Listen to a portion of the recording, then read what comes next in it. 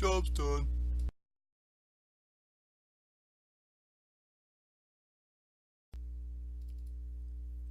Hi everybody, and welcome to another Freddy Gaming video. Now in this video, as you can tell by the name of the video, if you know how to read, that I'm gonna show you how to make a good amount of money. I've got a lot of tunes, and I spent a lot of money at the beginning of this expansion setting up all their garrison stuff to like level 3 buildings or level 2, whatever it may be. And I made the decision to try to make a lot of money, just to get the money back that I spent at least. And by doing so, I actually ended up making a ton of money within a 2-month period. It took me 2 months to get this amount of money. I mean, to some people may not be a lot because, they hack or whatever. And in this method that I'm going to be showing you, I do not cheat, I do not hack, I don't do anything bad because I'm a good player and I follow the rules. Now, let's go outside and not run into walls because I'm not that bitch, I promise.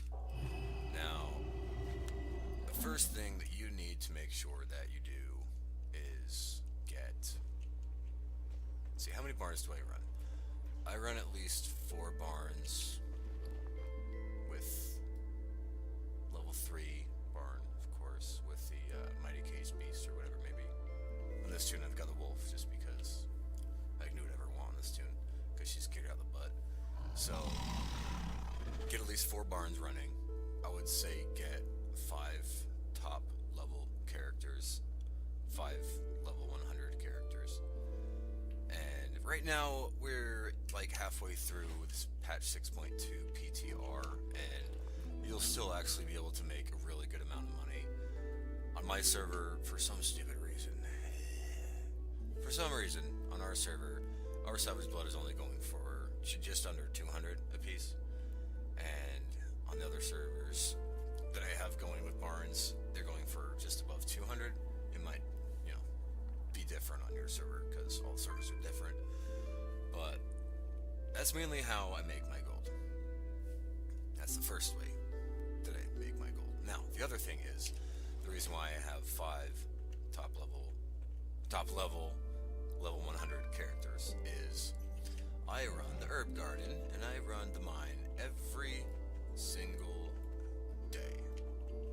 Now, you don't have to do it every single day. I just do it because I run work orders on my blacksmith, on my JC, on my scribe, and on my alchemist. That's mainly why I do it every single day, but you don't have to. And the big trick is with doing your mine every single day. If you do your mine every single day, you will get Draenor stone, which will stock up above the amount that you're actually going to be spending on your work orders for your mine. And if you have the followers set up on your mine, you're going to be getting more ore through your work orders every day, blah, blah, blah. So that's the next thing that I make sure that I do.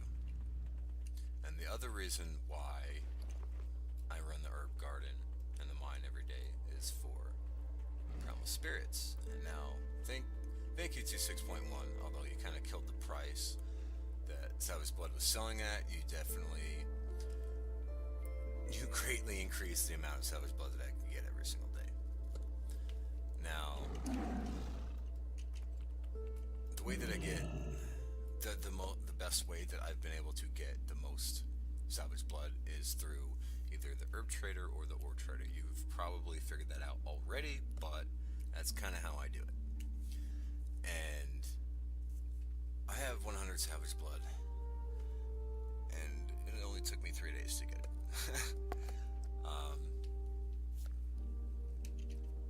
I do alternate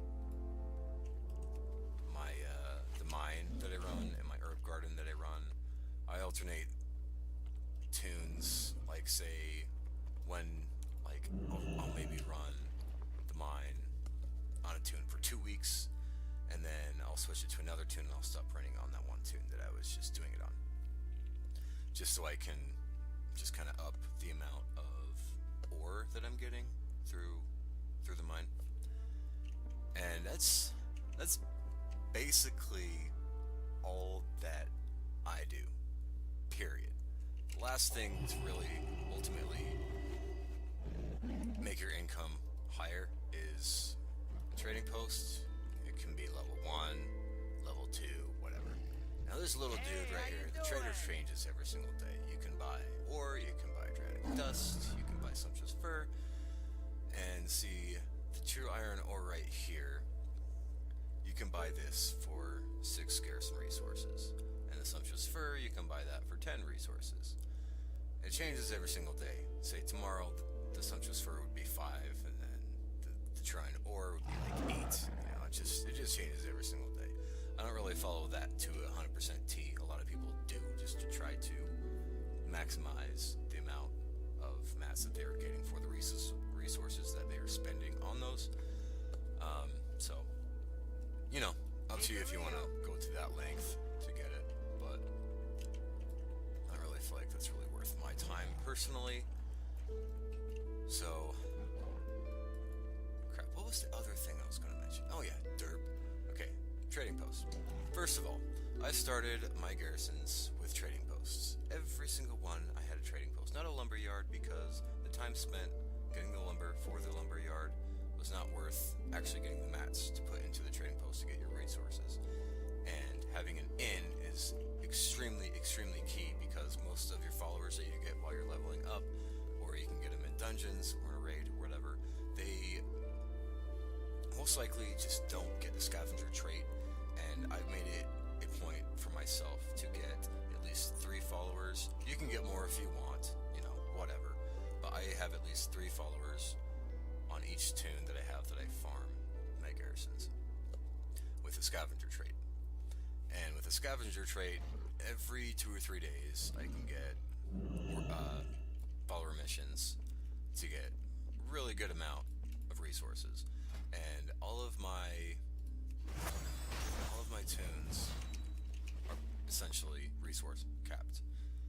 And just every other day I spend my resources on those mats, turn those mats in. The mats that you would trade in to get the primal spirits, to get the savage blood, you can just sell those mats. It does take a little bit longer for those to actually sell. Sometimes they just don't sell because people undercut you just so fast on the auction house. And savage bloods sell a lot quicker and a lot more often than if you were just to sell your mats like Draenor dust or whatever.